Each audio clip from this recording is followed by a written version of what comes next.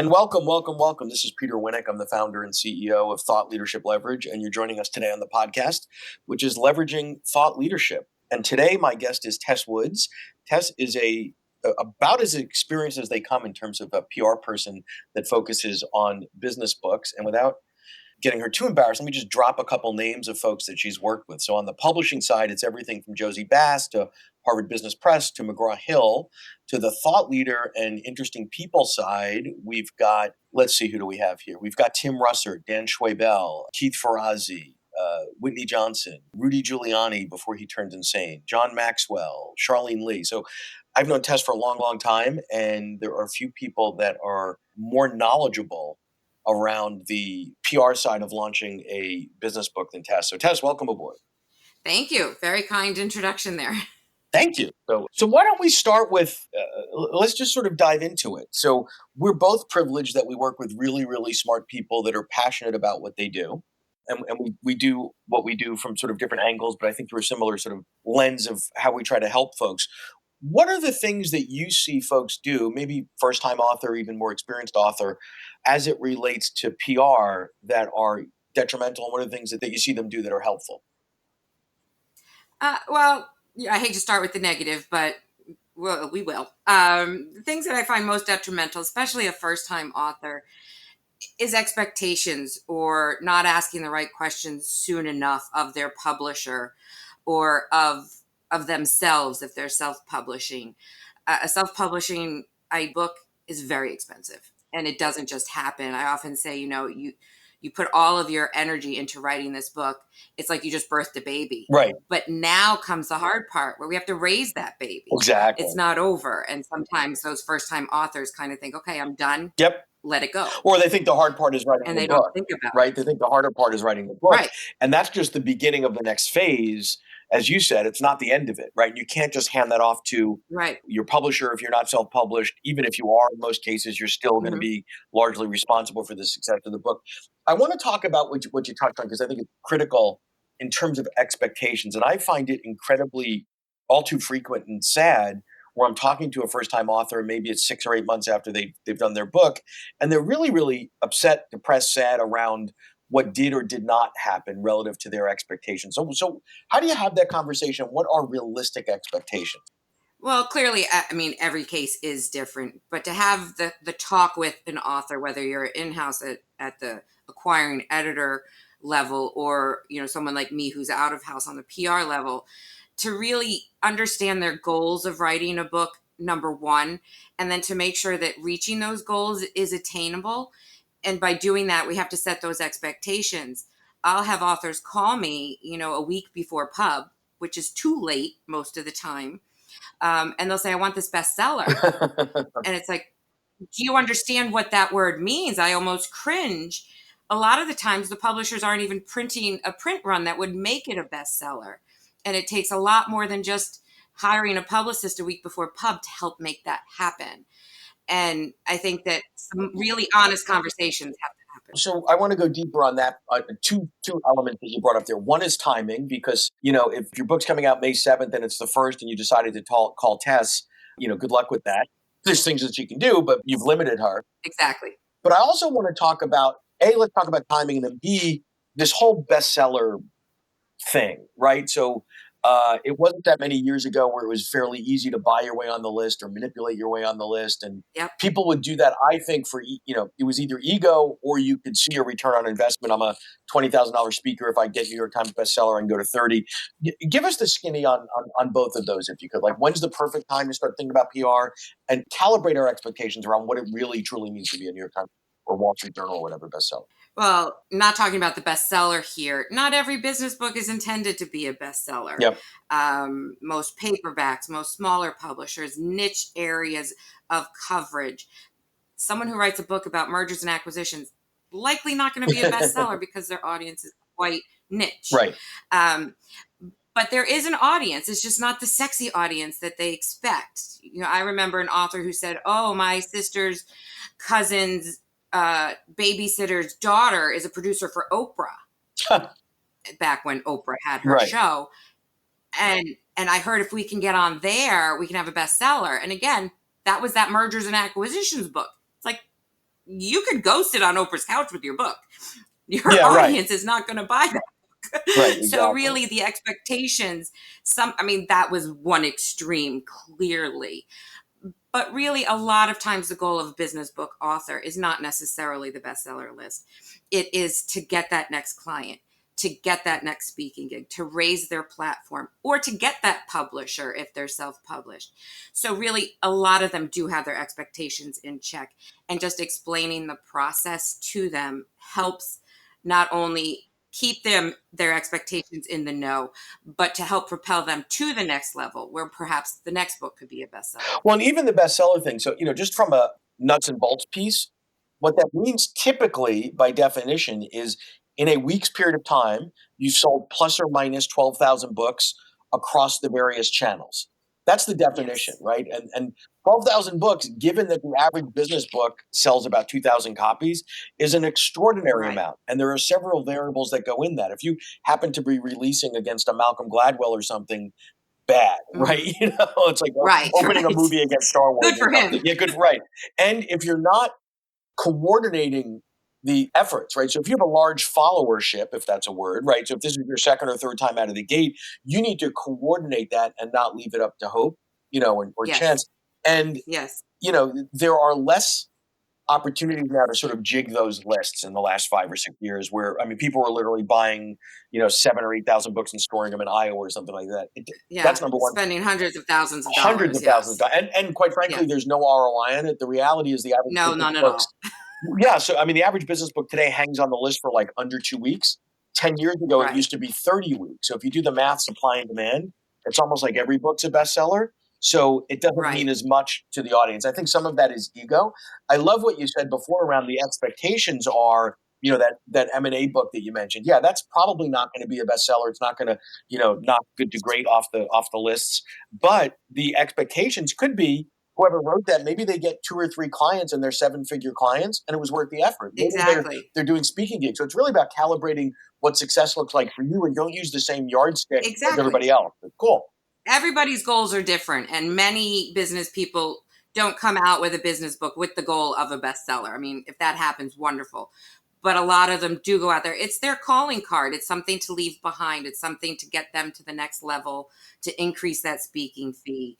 And if they can get 2 speaking gigs out of it, it most likely paid for itself, paid for me, Yeah. that sort of thing. So give me a sense, if I were an author and I've got a book coming out, in the next year, and I'm going to start interviewing PR firms that people mentioned or I searched or whatever. Give me sort of 3 questions or something that I should ask of you or folks like you to see if it's a good fit. Because it's got to be a good fit on both sides, right? But how do I know Right. sort of what's a good way to tell if I've got some really talented PR resources that I could be working with?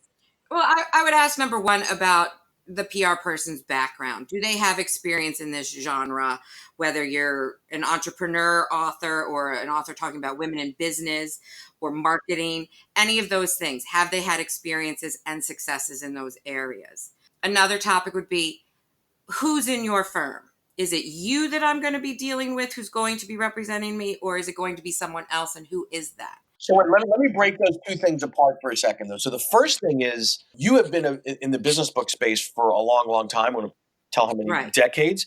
That gives me a lot of comfort. I'm still 23. Right. You were ageless, obviously. Right.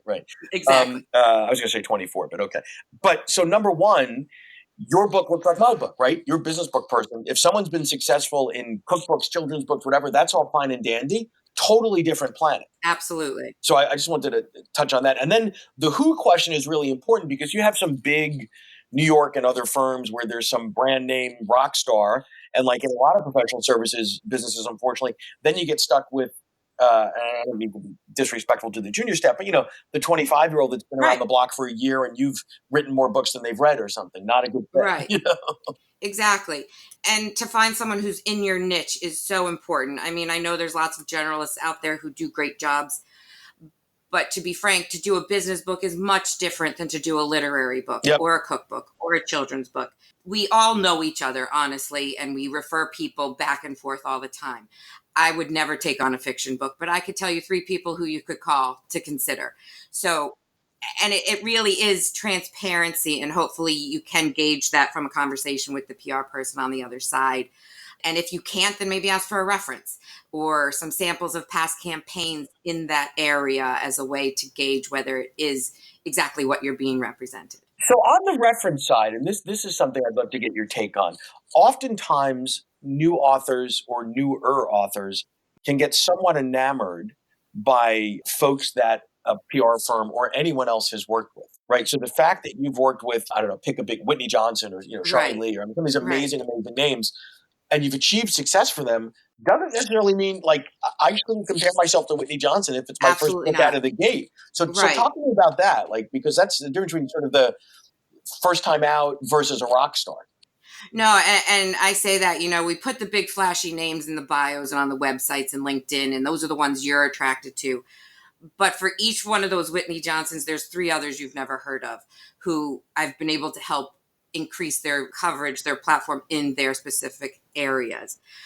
It's a good balance from my side to have a rock star like Whitney Johnson last summer because it keeps the media relationships that I have out there paying attention. It gives them, oh, you covered Whitney. Now let's cover Joe Smith, who you may not have heard of, but now you trust me that I only give you good things. And I think also the measure is if my starting point as a newbie is basically 0, I'm an unknown author, it's my first time out of the gate, and you can get me to X. And as long as we're clear together, like that X might be sold a few books, I've gotten a few gigs, this is a long-term play. Not that in 90 days you can turn me into Jim Collins, right? Because I hear Right. people all the time work with me like, okay, what do you want? Give me someone that you think you could model on the speaking side. Tony Robbins. Like, okay, well, Right. dude's been doing it for 30 years. It wasn't 90 days. Yeah, exactly. So, okay, that's cool. Anything else I should be thinking about when looking at PR? I think those are the 2 biggest things to ask, and really to ask what the in-house publisher plans to do. You don't want to open your wallet if you don't have to. Honestly, I'm very protective of that. But more and more, the publishers are being very transparent and suggesting that authors, hire someone from the outside to complement them or to do things that they no longer do in-house. It's just been a shift in the whole process of publishing in the past years. Good for me, not necessarily for the author. So I'd love to get your take on some things that we've seen, and we have a weird vantage point because we work with a lot of the same types of folks that you do, is the days of going for the home run play, which is, I want to get on the Today Show. I want to get on Oprah. I want to, New York Times book review and all that stuff. Those days are kind of over, because quite frankly, we both know lots of folks that have been New York Times book review and have sold 80 books. Like, it doesn't really work anymore. And I think oftentimes clients get disappointed, whatever, when you say to them, listen, I want to do some micro targeting for you. So if you use your M&A book as an example, Right. listen, that's not a general purpose book. Maybe their target audiences are private equity firms or managing directors at private equity firms, and there's only 700 of those people on the planet. Exactly. Talk to me about sort of micro targeting and the impact of that. Well, and it's funny. Everyone has their definition of sexy, right? And I was even talking to an academic yesterday about a new book coming out about crisis management and crisis communication. And you know what? Knock on wood, there won't be a big crisis. That's how he's going to get on the front page of the news, if there is, and he can be the topic. Barring that, and of course, we're not wishing for a crisis, it's not going to be the sexy stuff that really picks it up. It's going to be the HR publications, the leadership publications, the PR publications, those sorts of things. But they're the right target for him. Right. And they may be sort of to the layperson boring, whatever, but in certain industries, if you get into the right trade journal or whatever, Absolutely. that's a big deal. It's more and impactful. Those trade journals, while they're not sexy, they're so specific to you that it could become the next big speaking gig at that trade show. Got it. And then there you go. That snowballs into the new client and into the next client and the next speaking. And maybe you sold 5 books. Right. No, and there's a room, it leads you to a room that's rich with prospects. Right.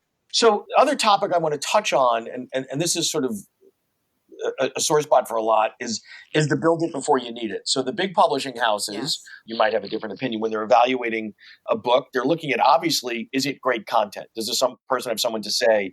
Is it aligned with the needs of the market? But they're also definitely doing a pretty in-depth analysis of your platform in terms of Absolutely. your followership and all that stuff. Yep. And the time to build that is not after you're shopping a proposal. So can you talk about how critically important that is in terms of getting your message out? It is. I mean, you could have the best thing to say, and a publisher is going to really hesitate if nobody knows who you are. And by nobody, I mean really just your mom. I mean, you need to have the social media following. You need to have some articles published. You need to have all of the marketing pieces in place for your company or your organization or things of that nature, so that you really can go to them and say, here's my built-in audience. I'm going to be speaking at these 5 places in the next month. I've been quoted in X, Y, and Z. I've been published Yep. in ABC, all of those things, so that they can say, okay, I can sell this book. I often tell clients, the first thing I do when someone says, can you represent my book? First thing I do is I flip it over and I read that author bio. I don't even look at what it's about. Can I sell the person and who they are? So really, I'm looking at the platform. Then I go and look at the message and see, how can we make this fit into the media world? Yeah, well, and there's an argument to be made that with a big enough platform, someone could almost sell anything. Yeah. We don't want to go there. Right. How far in advance do you think it is important to create that platform? So most people don't think 5 years out. Like, in 5 years from now, I'd like to write a book, therefore. So how do you sort of process that? Well, I mean, it depends. Everyone is different. Obviously, if you're a business author, most likely you're an executive, a consultant, you have some sort of business going. So what you should be doing all the time, honestly, is getting your name and your business out there with your ideas to all those things we just talked about.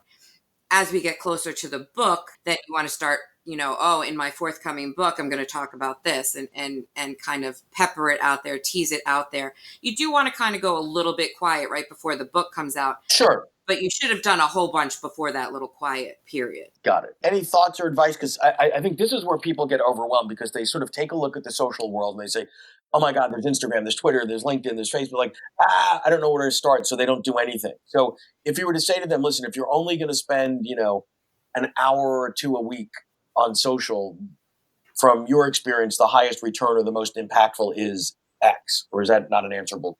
Is LinkedIn. I mean, I deal with business authors. So for the business sphere, LinkedIn, I think, is the best way to not only grow your own network, people who are attracted to you, but then for you to find the likewise, those that are attracted in the opposite direction, so that you can benefit both ways.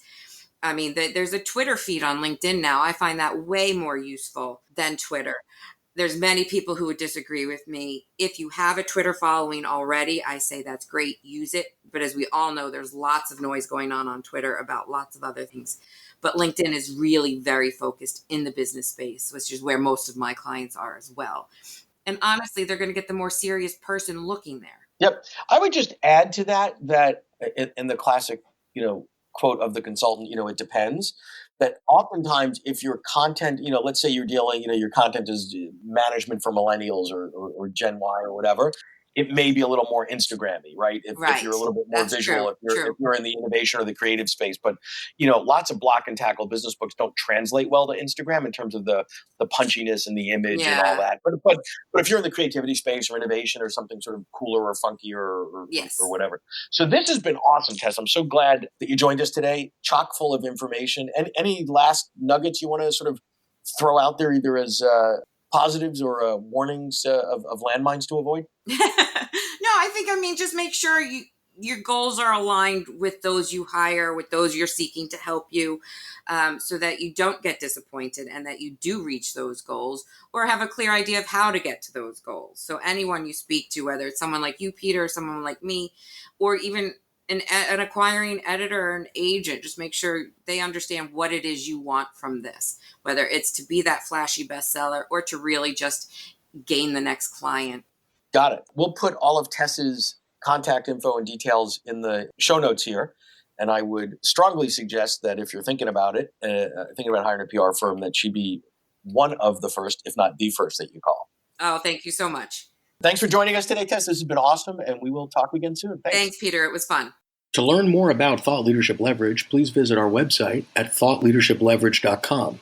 To reach me directly, feel free to email me at peter@thoughtleadershipleverage.com. And please subscribe to Leveraging Thought Leadership on iTunes or your favorite podcast app to get your weekly episode automatically.